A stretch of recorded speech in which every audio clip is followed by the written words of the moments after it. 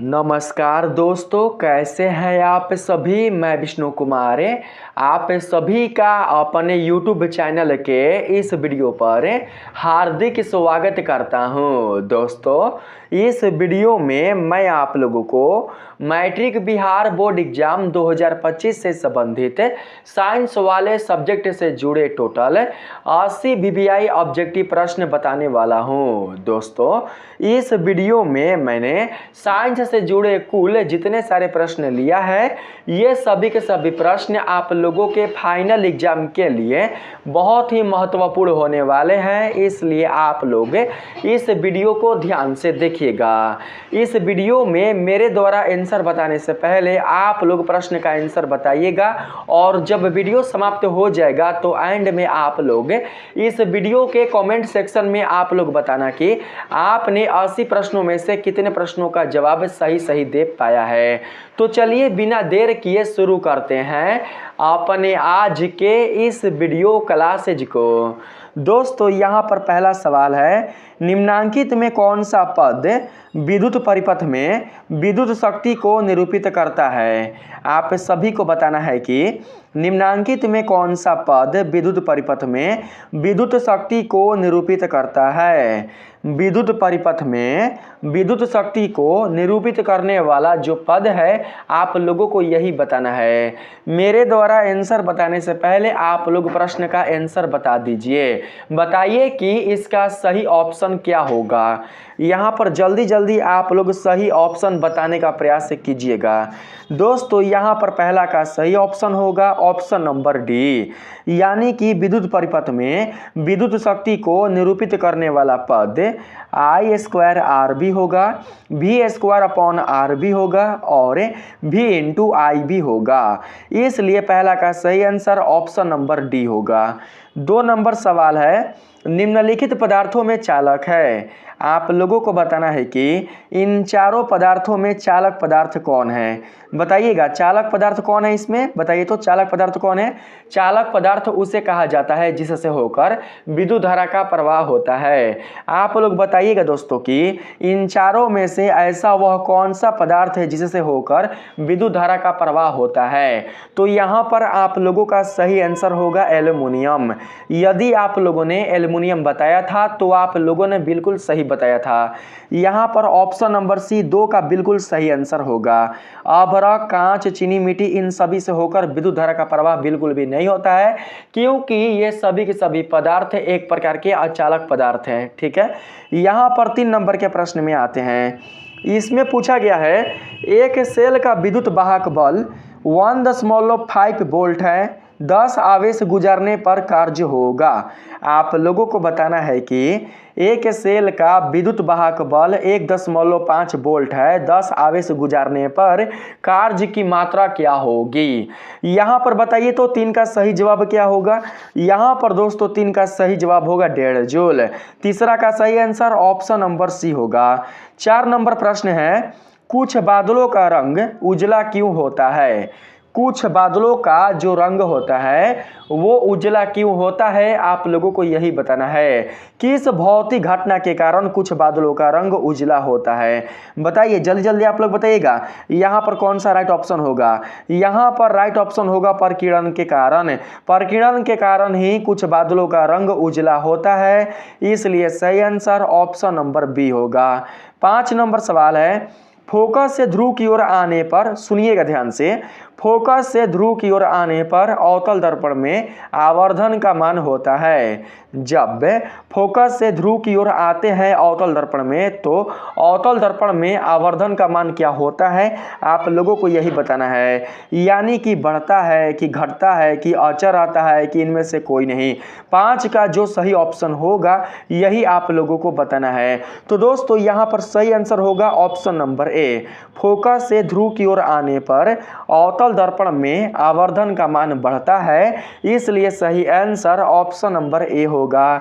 6 number सवाल है दोस्तों, निम्नलिखित में से किस धातु से सोलर सेल बना होता है। निम्नलिखित में से किस धातु से सोलर सेल बना होता है, आप लोगों को धातु का नाम बताना है। बताइए तो यहाँ पर 6 का सही ऑप्शन क्या होगा। यहाँ पर 6 का सही ऑप्शन होगा सिलिकॉन, यानी यानी कि ऑप्शन नंबर बी 6 का बिल्कुल सही जवाब होगा। सिलिकॉन धातु से ही सोलर सेल बना होता है, इसलिए सही आंसर ऑप्शन नंबर बी होगा।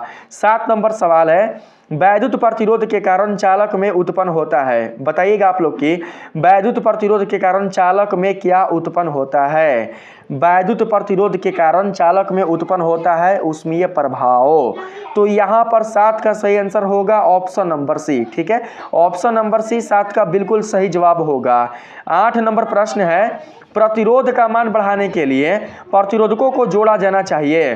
प्रतिरोध का मान बढ़ाने के लिए प्रतिरोधकों को किस क्रम में जोड़ा जाना चाहिए, आप लोगों को यही बताना है। तो दोस्तों यहाँ पर 8 का सही आंसर होगा पार्श्व क्रम में, यानी कि ऑप्शन नंबर ए 8 का बिल्कुल सही आंसर होगा। इसलिए आप लोग पार्श्व क्रम यानी कि समानांतर क्रम को ही याद रखिएगा। ऑप्शन नंबर ए बिल्कुल सही जवाब होगा।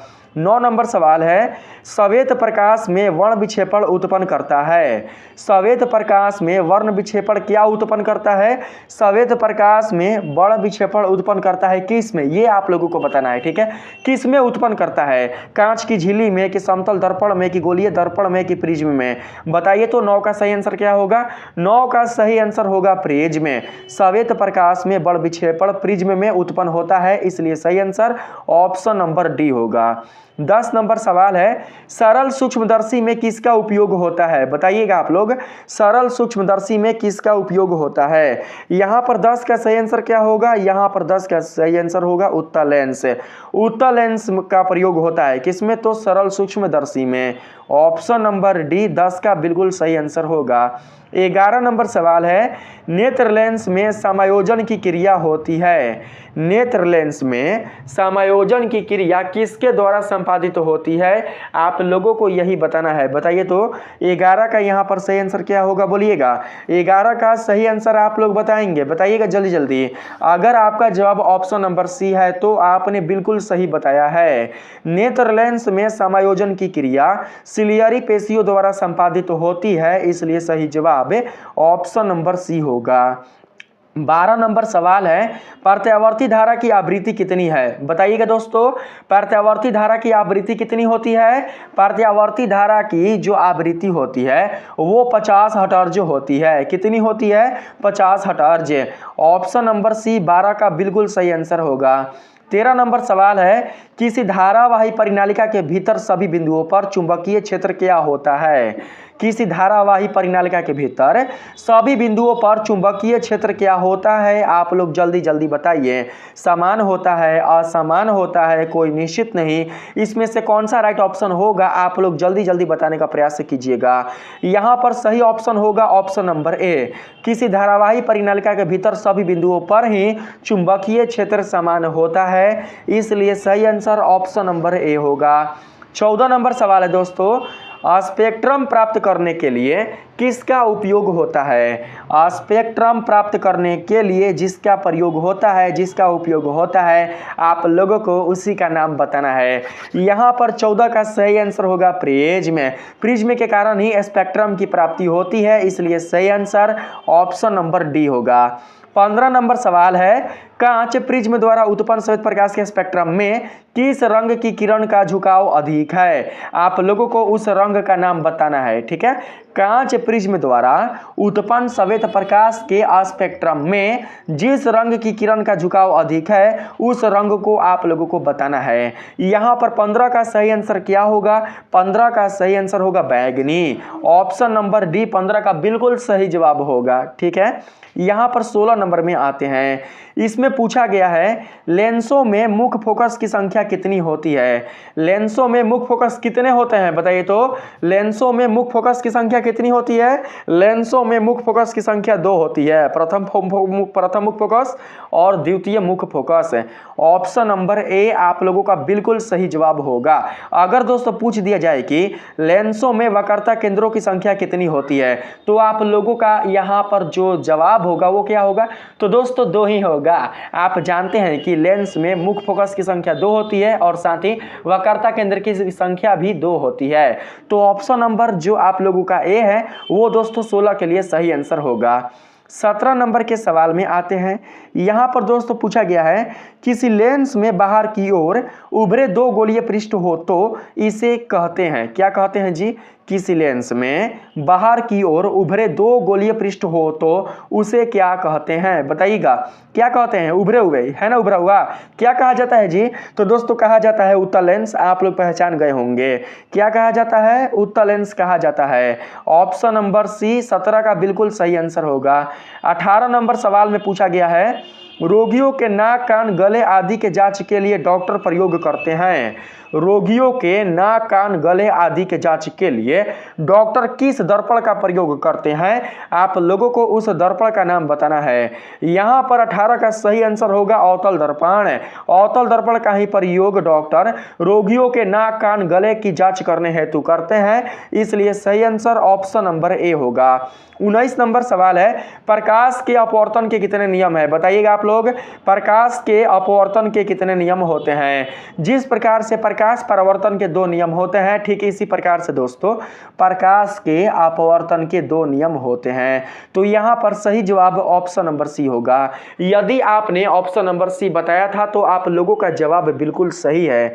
यहाँ पर 20 नंबर का क्वेश्चन है बिजली के फ्यूज का तार बना होता है किससे? बताइए तो बिजली के फ्यूज का तार किससे बना होता है? बताइएगा। यहाँ पर 20 का राइट आंसर क्या होगा? यहाँ पर 20 का राइट आंसर होगा तांबे और टिन दोनों का, यानी कि ऑप्शन नंबर सी। बिजली के फ्यूज का जो तार होता है वो मिश्र धातु का बना होता है। यहाँ पर टिन क्या है? धातु। यहाँ पर तांबा क्या है? धातु। लेकिन यहाँ पर जो आप देख रहे हैं तांबा और टिन, ये दोनों मिलकर क्या बना रहे हैं? ये दोनों मिलकर मिश्र धातु बना रहे हैं, इसलिए 20 का सही आंसर ऑप्शन नंबर सी होगा। 21 नंबर प्रश्न में कहा गया है परिपथ में किन्हीं 2 बिंदुओं के बीच का विभवांतर मापा जाता है। परिपथ में किन्हीं 2 बिंदुओं के बीच का विभवांतर किस युक्ति से मापा जाता है? उस युक्ति का नाम आप लोगों को बताना है। दोस्तों वोल्ट मीटर एक ऐसा युक्ति होता है जिसकी सहायता से परिपथ में किन्हीं 2 बिंदुओं के बीच का विभवांतर मापा जाता है, इसलिए सही आंसर ऑप्शन नंबर बी होगा। 22 नंबर सवाल है निम्न में से किसका अर्थ जल होता है? निम्न में से किसका अर्थ जल होता है? किसका अर्थ जल होता है जी? तो दोस्तों यहाँ पर 22 का सही आंसर होगा हाइड्रो। हाइड्रो का अर्थ ही जल होता है, इसलिए सही आंसर ऑप्शन नंबर डी होगा। 23 नंबर सवाल है दोस्तों ताप बढ़ने पर चालक का प्रतिरोध क्या होता है? ताप बढ़ने पर चालक का प्रतिरोध बढ़ता है कि घटता है कि बढ़ता घटता नहीं है?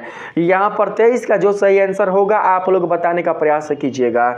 यहाँ पर 23 का सही आंसर होगा बढ़ता है। ताप बढ़ने पर चालक का प्रतिरोध भी बढ़ जाता है, यानी कि ताप और प्रतिरोध ये दोनों क्या है? एक दूसरे के प्रोपोर्शनल है। ऑप्शन नंबर ए 23 का बिल्कुल सही जवाब होगा। 24 नंबर सवाल है प्रकाश क्या है? बताइए तो प्रकाश क्या है? प्रकाश क्या है दोस्तों? प्रकाश आप लोग जल्दी जल्दी बताइएगा कि प्रकाश क्या है। प्रकाश आंखों को प्रभावित करने वाली एक ऊर्जा है, ठीक है। यहाँ पर सही आंसर ऑप्शन नंबर बी होगा, ना कि कणों का प्रवाह, ना कि तापक्रम बढ़ाने वाली ऊर्जा। यहाँ पर सही आंसर ऑप्शन नंबर बी होगा।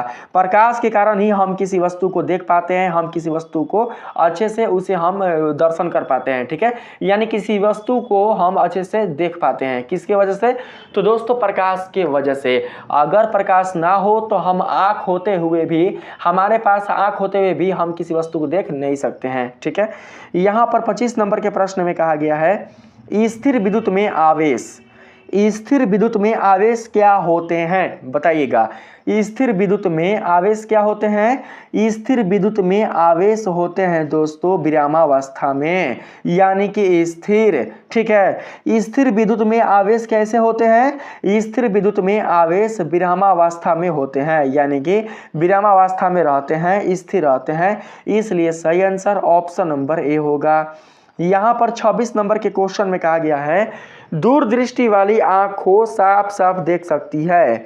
दूरदृष्टि वाली आंखों साफ साफ देख सकती है, किस वस्तुओं को बताइएगा, किन वस्तुओं को दूरदृष्टि वाली आंखें साफ साफ देख सकती है। यहाँ पर आंख होना चाहिए था, आंखों खराब लग रहा है, ठीक ना, पढ़ने में अच्छा नहीं लग रहा है। दूरदृष्टि वाली आंखें साफ साफ देख सकती है किस वस्तुओं को बताइए, दूर की वस्तुओं को कि निकट की वस्तुओं को कि बड़ी वस्तुओं को कि या इनमें से कोई नहीं। तो यहाँ पर 26 का सही आंसर हो जाएगा दूर की वस्तुओं को। दूरदृष्टि वाली आंखें दूर की वस्तुओं को साफ साफ तो देख सकती है, लेकिन नजदीक के वस्तुओं को बिल्कुल भी साफ साफ नहीं देख सकती है, इसलिए सही आंसर ऑप्शन नंबर ए होगा। 27 नंबर प्रश्न है, नीला तथा हरा प्रकाश के मिलने पर किस वर्ण का प्रकाश प्राप्त होगा। जब नीला और हरा ये दोनों प्रकाश एक दूसरे के साथ मिला दिया जाए तो फिर दोस्तों जो नया रंग बनेगा वो किस रंग का बनेगा, आप लोगों को वही रंग बताना है। तो दोस्तों यहाँ पर 27 का सही आंसर हो जाएगा श्यान, ठीक है, श्यान रंग ही बनेगा। जब नीला प्रकाश और हरा प्रकाश एक दूसरे के साथ मिल जाएंगे तो नया वर्ण श्यान बनेगा। यहाँ पर ऑप्शन नंबर बी 27 का सही आंसर होगा। 28 नंबर क्वेश्चन में कहा गया है, चुंबकीय क्षेत्र की तीव्रता का मात्रक है। चुंबकीय क्षेत्र की तीव्रता का मात्रक क्या होता है, चुंबकीय क्षेत्र की तीव्रता का मात्रक होता है टेस्ला। ऑप्शन नंबर बी 28 का सही आंसर होगा। 29 नंबर सवाल है, चुंबकीय क्षेत्र रेखाओं की निकटता बतलाता है। चुंबकीय क्षेत्र रेखाओं की निकटता क्या बतलाता है, बताइएगा आप लोग। चुंबकीय क्षेत्र रेखाओं की निकटता क्या बतलाता है दोस्तों, चुंबकीय क्षेत्र रेखाओं की निकटता क्षेत्र का मान बतलाता है, इसलिए सही आंसर ऑप्शन नंबर ए होगा। 30 नंबर सवाल है, दर्पण की चौड़ाई को कहा जाता है। दर्पण की चौड़ाई को क्या कहा जाता है, दर्पण की चौड़ाई को कहा जाता है द्वारक। क्या कहा जाता है, द्वारक। यहाँ पर सही जवाब ऑप्शन नंबर बी होगा, आप लोग बिल्कुल भी नहीं भूलिएगा। अगर आपने द्वारक बताया था तो आपका जवाब सही है। 31 नंबर सवाल है, निम्नांकित में कौन सहसंयोजक यौगिक है। सहसंयोजक यौगिक आप लोगों को बताना है। यहाँ पर KCl हो जाएगा वैद्युत संयोजक यौगिक, यहाँ पर दोस्तों मैग्नीशियम क्लोराइड हो जाएगा वैद्युत संयोजक यौगिक, और यहाँ पर सोडियम क्लोराइड भी हो जाएगा वैद्युत संयोजक यौगिक, लेकिन यहाँ पर मीथेन बिल्कुल भी वैद्युत संयोजक यौगिक नहीं होगा, यह एक प्रकार का सहसंयोजक यौगिक होगा।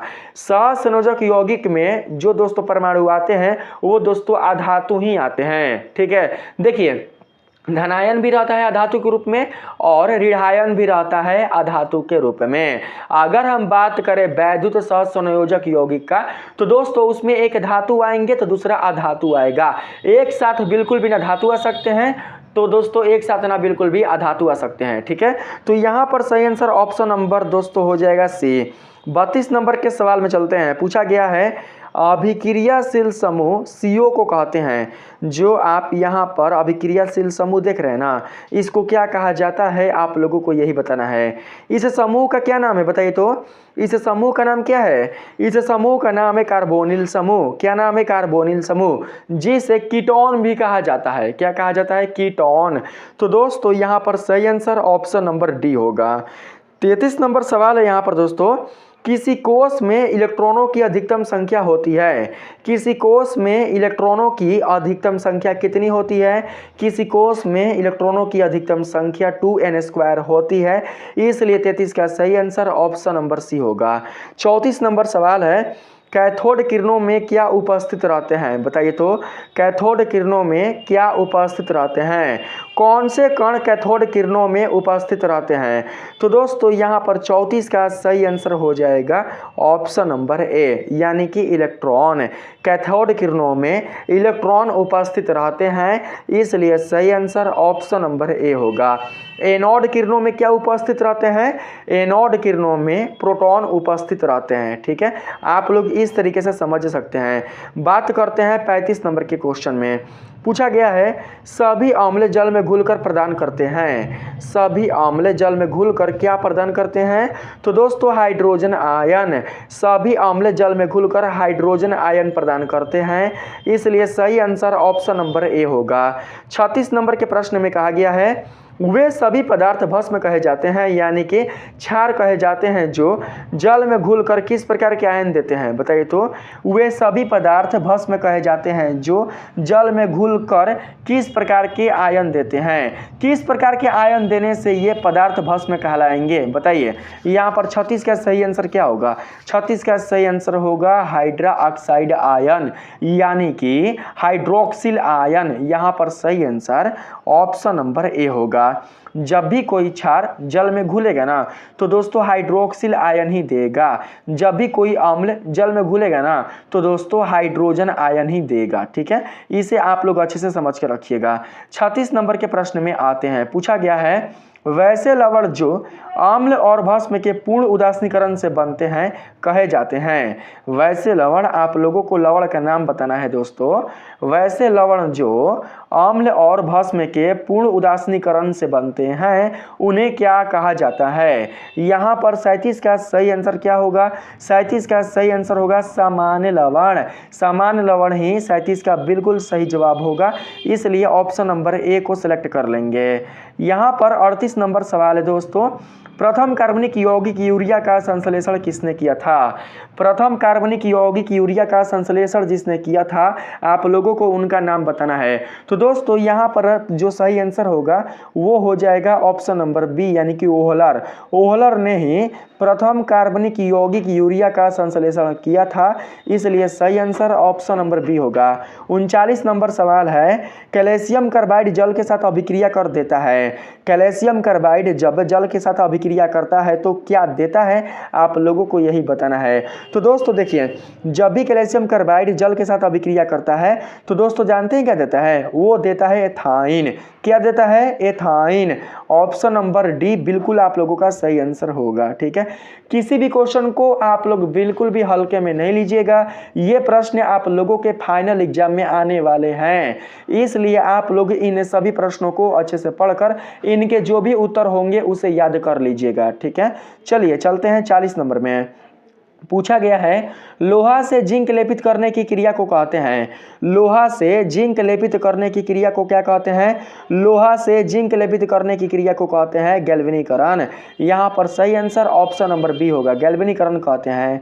यहाँ पर 41 नंबर क्वेश्चन है निम्नलिखित में कौन अधिक अभिक्रियाशील है? इनमें से सबसे अभिक्रियाशील तत्व कौन है? बताइए तो इनमें से सबसे अधिक अभिक्रियाशील कौन है दोस्तों? तो यहाँ पर 41 का आप लोगों का सही आंसर होगा कॉपर। इनमें से सबसे अधिक अभिक्रियाशील कॉपर होगा, इसलिए सही आंसर ऑप्शन नंबर ए होगा। ठीक है, यहाँ पर 42 नंबर सवाल है तत्वों के आवर्त सारणी के प्रारंभिक विकास में किसका प्रमुख योगदान रहा है? तत्वों के आवर्त सारणी के प्रारंभिक विकास में जिसका भी प्रमुख योगदान रहा है आप लोगों को उनका नाम बताना है। तो दोस्तों यहाँ पर 42 का सही आंसर हो जाएगा मेंडलीफ का। ठीक है, क्या होगा? मेंडलीफ। ऑप्शन नंबर सी 42 का सही आंसर होगा। 43 नंबर क्वेश्चन है समस्थानिकों के गुणधर्म समान होते हैं लेकिन परमाणु द्रव्यमान। ठीक है, पूछा गया है दोस्तों समस्थानिकों के गुणधर्म समान होते हैं लेकिन परमाणु द्रव्यमान क्या होते हैं आप लोगों को यही बताना है। बताइए तो 43 का सही आंसर क्या होगा? 43 का सही आंसर हो जाएगा दोस्तों भिन्न भिन्न होते हैं। समस्थानिकों के जो दोस्तों परमाणु संख्या होते हैं वो समान होते हैं, यानी कि जो समस्थानिक होते हैं उनके गुणधर्म समान होते हैं, लेकिन जो परमाणु द्रव्यमान होता है वो दोस्तों बिल्कुल भी समान नहीं होते हैं, वो अलग अलग होते हैं, भिन्न भिन्न होते हैं, इसलिए 43 का सही आंसर ऑप्शन नंबर बी होगा। ठीक है, 44 नंबर के प्रश्न में आते हैं। इसमें पूछा गया है लेड नाइट्रेट तथा पोटेशियम आयोडाइड के विलयन को मिलाने पर अवक्षेप बनता है, इस अवक्षेप का रंग कैसा होता है? लेड नाइट्रेट तथा पोटेशियम आयोडाइड के विलयन को जब मिला दिया जाता है तो अवक्षेप बनता है। आप लोगों को बताना है कि बनने वाला अवक्षेप किस रंग का होगा। तो दोस्तों यहाँ पर 44 का सही आंसर होगा पीला। बनने वाला अवक्षेप पीला रंग का होगा, इसलिए ऑप्शन नंबर डी हमारा 44 का बिल्कुल सही जवाब होगा। 45 नंबर क्वेश्चन है, निम्नलिखित में से किसे चाकू से काटा जा सकता है? इनमें से किसको चाकू से काटा जा सकता है बताइए तो, इनमें से किसे चाकू से काटा जा सकता है? दोस्तों इनमें से लिथियम को, ठीक है, सोडियम रहता ना तो सोडियम हम लोग बोलते हैं, लेकिन इसमें सोडियम तो है ही नहीं। इसमें क्या है, इसमें दोस्तों लिथियम है। देखिए सोडियम, लिथियम और पोटेशियम, इन 3 धातुओं को चाकू से काटा जा सकता है। तो यहाँ पर दोस्तों सोडियम नहीं है, पोटेशियम नहीं है, लिथियम है, इसलिए सही आंसर ऑप्शन नंबर ए होगा। 46 नंबर सवाल है, सिनेबार किसका अयस्क है बताइए तो, सिनेबार किसका अयस्क है? सिनेबार जो है वो दोस्तों मरकरी का अयस्क है। किसका? मरकरी का। 46 का सही आंसर ऑप्शन नंबर सी होगा। 47 नंबर प्रश्न है, रासायनिक अभिक्रिया के दौरान किस पदार्थ में ऑक्सीजन का ह्रास कहलाता है? रासायनिक अभिक्रिया के फलस्वरूप किस पदार्थ में ऑक्सीजन का ह्रास यानी कि कमी कहलाता है? बताइएगा दोस्तों इसमें कौन सा राइट ऑप्शन होगा? इसमें राइट ऑप्शन होगा अपचयन। ठीक है, अपचयन अभिक्रिया में ही, रासायनिक अभिक्रिया के दौरान, ठीक है, जब अपचयन देख रहे हैं ना, अपचयन, तो दोस्तों इसी में ऑक्सीजन का ह्रास होता है, इसलिए ऑप्शन नंबर बी 47 का सही आंसर होगा। 48 नंबर के सवाल में आते हैं, इसमें कहा गया है एल्युमिनियम पर मोटी ऑक्साइड की परत बनाने की प्रक्रिया कहलाती है। एल्युमिनियम पर मोटी ऑक्साइड की परत बनाने की प्रक्रिया क्या कहलाती है? तो दोस्तों एनोडीकरण कहलाती है। क्या कहलाती है? एनोडीकरण। 48 का यहाँ पर सही आंसर ऑप्शन नंबर बी होगा। 49 नंबर सवाल है, निम्नांकित में कौन ऑक्सीकारक है बताइए तो, इनमें से कौन ऑक्सीकारक है? यहाँ पर 49 का सही आंसर हो जाएगा दोस्तों H2S, यानी कि हाइड्रोजन सल्फाइड है। इनमें से हाइड्रोजन सल्फाइड ऑक्सीकारक है, इसलिए सही जवाब ऑप्शन नंबर सी होगा। आगे पूछा गया है, कौन सा कार्बन यौगिक सबसे अधिक अभिक्रियाशील है? आप लोगों को उस कार्बन यौगिक का नाम बताना है जो कि सबसे अधिक अभिक्रियाशील है। बताइए दोस्तों, यहाँ पर 50 का सही आंसर क्या होगा? यहाँ पर 50 का सही आंसर क्या होगा? 50 का दोस्तों यहाँ पर सही आंसर हो जाएगा C2H4, ऑप्शन नंबर सी। ठीक है, ऑप्शन नंबर सी आप लोगों का बिल्कुल सही जवाब होगा। तो चलते हैं अगले वाले प्रश्न पर। ठीक है, इसको क्या बोलेंगे बताइए, इसको क्या बोलेंगे हम लोग? इसको एथिन बोलेंगे। ठीक है, इसको क्या कहेंगे? एथिन। ऑप्शन नंबर सी बिल्कुल सही आंसर होगा। यहाँ पर 51 नंबर के प्रश्न में आते हैं, पूछा गया है, किसी कोष में इलेक्ट्रॉनों की अधिकतम संख्या होती है? किसी कोष में इलेक्ट्रॉनों की अधिकतम संख्या कितनी होती है? किसी कोष में इलेक्ट्रॉनों की अधिकतम संख्या 2n² होती है। 51 का सही आंसर ऑप्शन नंबर बी होगा। 52 नंबर सवाल है, डायमिथाइल ईथर यानी कि C2H6O का IUPAC नाम क्या है? आप लोगों को इसका IUPAC नाम बताना है। तो दोस्तों इसका जो IUPAC नाम होगा वो हो जाएगा दोस्तों क्या? तो हो जाएगा मिथॉक्सीमीथेन। क्या होगा? मिथॉक्सीमीथेन। यहाँ पर सही आंसर ऑप्शन नंबर डी होगा। 53 नंबर सवाल है दोस्तों, मेंडल ने मटर में कितने गुणों पर कार्य किया था? मेंडल नाम के जो वैज्ञानिक थे, जो दोस्तों वैज्ञानिक थे, उन्होंने मटर में कितने गुणों पर कार्य किया था? आप लोगों को उसकी संख्या बतानी है। तो यहाँ पर 53 का सही आंसर हो जाएगा 7।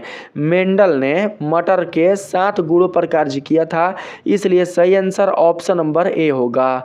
यहाँ पर बात करते हैं आगे। तो दोस्तों आगे जो क्वेश्चन है इसमें कहा गया है ऑक्जिन है। ऑक्जिन क्या है जी बताइए तो, ऑक्जिन क्या है? ऑक्जिन क्या है? बोलिए जल्दी जल्दी। ऑक्जिन एक प्रकार का हार्मोन है। ठीक है, तो यहाँ पर सही आंसर ऑप्शन नंबर ए होगा। यह हार्मोन किस में पाया जाता है? यह हार्मोन पेड़ पौधों में पाया जाता है। दोस्तों 55 नंबर में आते हैं, इसमें कहा गया है मेथेनोइक अम्ल का सामान्य नाम क्या है? मेथेनोइक अम्ल का सामान्य नाम क्या होता है जी बताइए तो?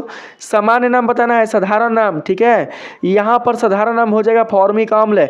मेथेनोइक अम्ल का साधारण नाम फॉर्मिक अम्ल होता है, इसलिए यहाँ पर सही आंसर 55 का ऑप्शन नंबर ए होगा। 56 नंबर सवाल है, धोबिया सोडा का रासायनिक सूत्र है। बोलिएगा, धोबिया सोडा का रासायनिक सूत्र क्या होगा? धोबिया सोडा का रासायनिक सूत्र हो जाएगा दोस्तों क्या? तो यहाँ पर दोस्तों धोबिया सोडा का रासायनिक सूत्र हो जाएगा sodium carbonate into 10 H2O, option number B. ठीक है, ऑप्शन नंबर बी ही 56 का बिल्कुल सही आंसर होगा, ऑप्शन नंबर बी। 57 नंबर सवाल है, जल में घुलनशील भस्म क्या कहलाते हैं? जो जल में घुल जाते हैं उन्हें क्या कहा जाता है? जो भस्म जल में घुल जाते हैं, ठीक है, भस्म जो क्षार जल में घुल जाते हैं उन्हें क्या कहा जाता है? तो दोस्तों उन्हें कहा जाता है क्षारक। यहाँ पर सही आंसर हो जाएगा क्षारक नहीं क्षार, उन्हें कहा जाता है क्षार। तो यहाँ पर ऑप्शन नंबर ए बिल्कुल सही आंसर होगा। 58 नंबर के प्रश्न में आते हैं। इसमें कहा गया है अकजैलिक अम्ल का प्राकृतिक स्रोत निम्नलिखित में से कौन है? अकजैलिक अम्ल का प्राकृतिक स्रोत निम्नलिखित में से कौन है? आप सभी को वो दोस्तों बताना है कि इसमें कौन सा राइट ऑप्शन होगा।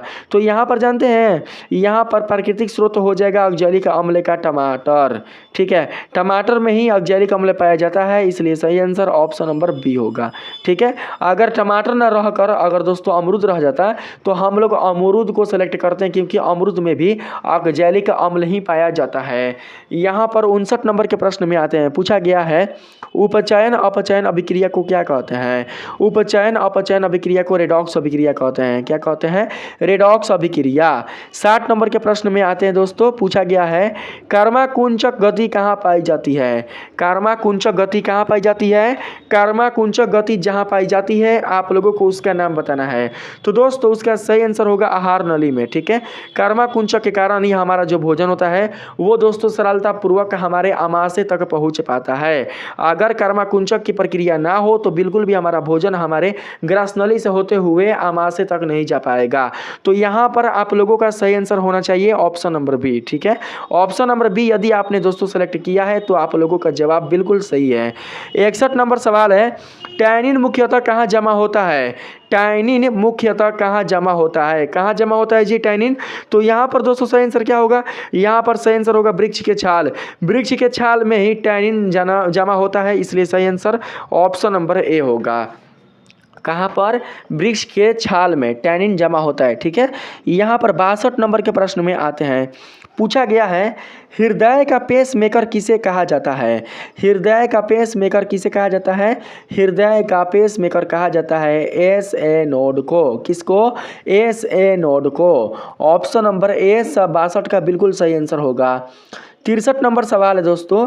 एक समान व्यक्ति में हृदय धड़कन की गति होती है।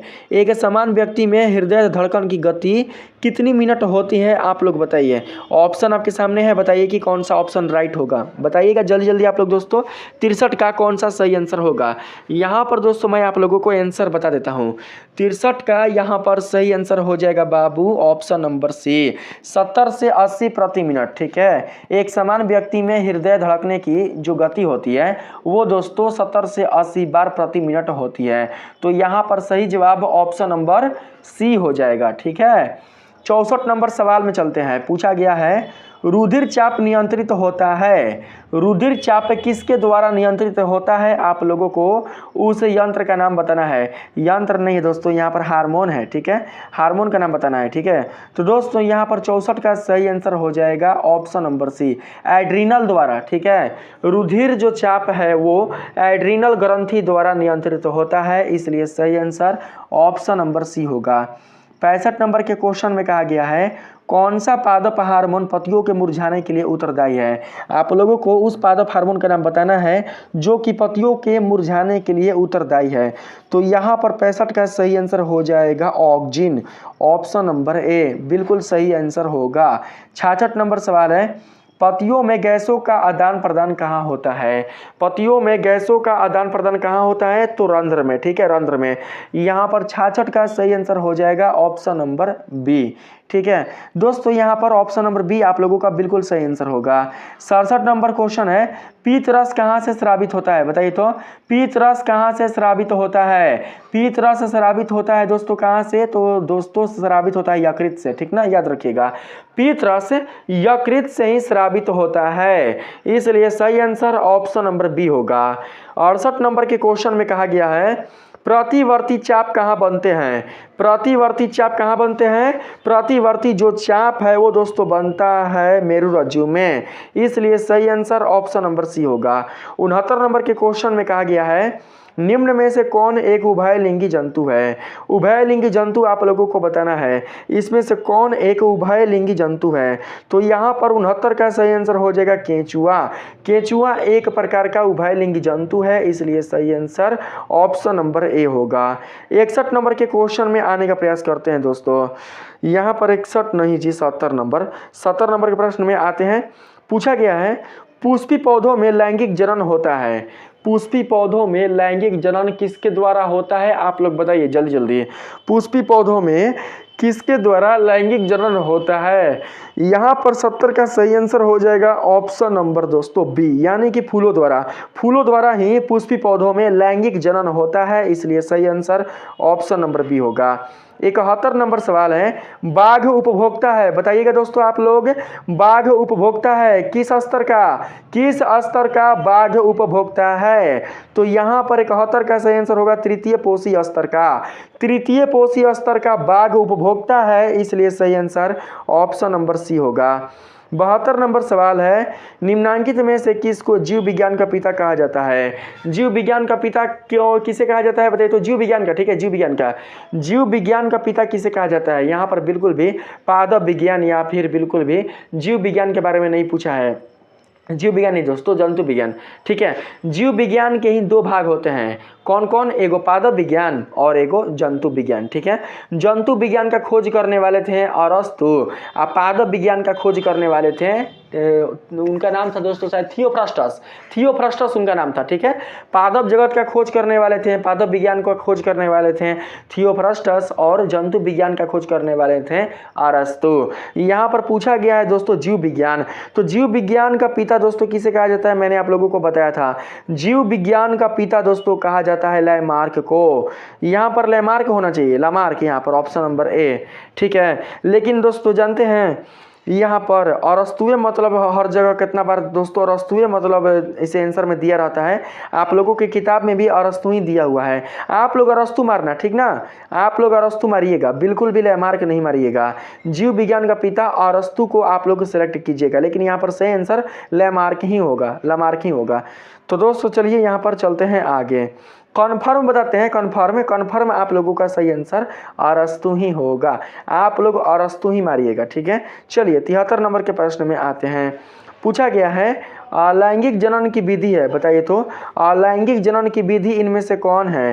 लैंगिक जनन की विधि इनमें से बीजाणु जनन भी है, मुकुलन भी है, विखंडन भी है, यानी कि इनमें से सभी है। तो ऑप्शन नंबर दोस्तों डी आप लोगों का बिल्कुल सही जवाब होगा। आइए चलते हैं 74 नंबर के क्वेश्चन में। पूछा गया है मनुष्य के कपाल तंत्रिकाओं की संख्या होती है, मनुष्य के कपाल तंत्रिकाओं की संख्या कितनी जोड़ी होती है? मनुष्य के कपाल तंत्रिकाओं की संख्या 12 जोड़ी होती है। तो यहाँ पर सही आंसर ऑप्शन नंबर ए होगा। 75 नंबर सवाल है, कुमी रूप परसेसिका किसका हिस्सा है? बताइए तो। क्रीमी है दोस्तों, क्या करें, मेरा स्क्रीन में फूटा है, साफ साफ दिखाई नहीं दे रहा है। क्रीमी रूप है, क्रीमी रूप परिशेषिका किसका हिस्सा है? हाँ क्रीमी रूप है दोस्तों, क्रीमी रूप परिशेषिका किसका हिस्सा है? आप लोग बताइए जल्दी जल्दी। तो यहाँ पर 75 का राइट आंसर हो जाएगा दोस्तों आहार नाल का ही क्रीमी रूप परिशेषिका हिस्सा है, उसका भाग है, इसलिए सही आंसर ऑप्शन नंबर ए होगा। 76 नंबर सवाल है, हाइड्रिला पाया जाता है, हाइड्रिला किस में पाया जाता है? बताइए तो। हाइड्रिला दोस्तों पाया जाता है जल में, किस में? जल में, ना कि मृदा में। ऑप्शन नंबर ए 76 का बिल्कुल सही आंसर होगा, ठीक है। चलिए 77 नंबर के क्वेश्चन में आते हैं। पूछा गया है वर्तिका भाग है, बताइए तो वर्तिका किसका भाग है? वर्तिका किसका भाग है? वर्तिका दोस्तों भाग है अंडाशय का, इसलिए सही आंसर ऑप्शन नंबर सी होगा। अंडाशय का ही भाग वर्तिका है, आप लोग याद रखिएगा। 78 नंबर के प्रश्न में कहा गया है वृक्क सहायता प्रदान करता है, वृक्क सहायता कौन प्रदान करता है? तो यहाँ पर दोस्तों 78 का सही आंसर हो जाएगा उत्सर्जन में। वृक्क है वो दोस्तों उत्सर्जन तंत्र के लिए सहायता प्रदान करता है, इसलिए सही आंसर ऑप्शन नंबर सी होगा। 79 नंबर के प्रश्न में कहा गया है अग्नाशय से कौन सा हार्मोन स्रावित होता है।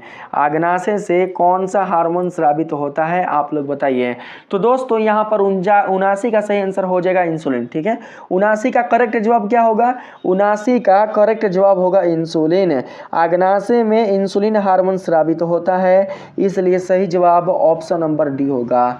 80 नंबर सवाल है, आप लोगों का लास्ट सवाल है। इसमें पूछा गया है मनुष्य में नासिक छिद्र लैरिक्स ट्रैकिया तथा फेफड़ा मिलकर बनता है। मनुष्यों में नासिक छिद्र लैरिक्स ट्रैकिया तथा फेफड़ा मिलकर क्या बनाते हैं। तो दोस्तों यहाँ पर हो जाएगा श्वसन तंत्र, श्वसन तंत्र ही बनाते हैं, इसलिए सही ऑप्शन नंबर डी होगा। किसके लिए, तो मनुष्यों के लिए, ठीक है, ना कि जानवरों के लिए। तो यहाँ पर दोस्तों आप लोगों का जो यहाँ पर 80 गो प्रश्न है वो कंप्लीट हो चुका है। मैंने आप लोगों को इस वीडियो में आपके साइंस से जुड़े टोटल 80 प्रश्नों के बारे में बता दिया है और उनके जो आंसर है वो भी मैंने आप लोगों को बता दिया है। दोस्तों अगर वीडियो अच्छा लगा है तो वीडियो को आप लोग जरूर से लाइक करिएगा। चैनल पर नए हो तो चैनल को बिल्कुल भी सब्सक्राइब किए हुए नहीं जाइएगा। दोस्तों आप लोग और भी इस वीडियो को शेयर कीजिएगा ताकि बहुत सारे बच्चे इसे पढ़कर, इसे समझकर अपना एग्जाम अच्छे से दे सकें। ठीक है, तो चलिए मिलते हैं फिर से एक नए वीडियो में, तब तक के लिए धन्यवाद।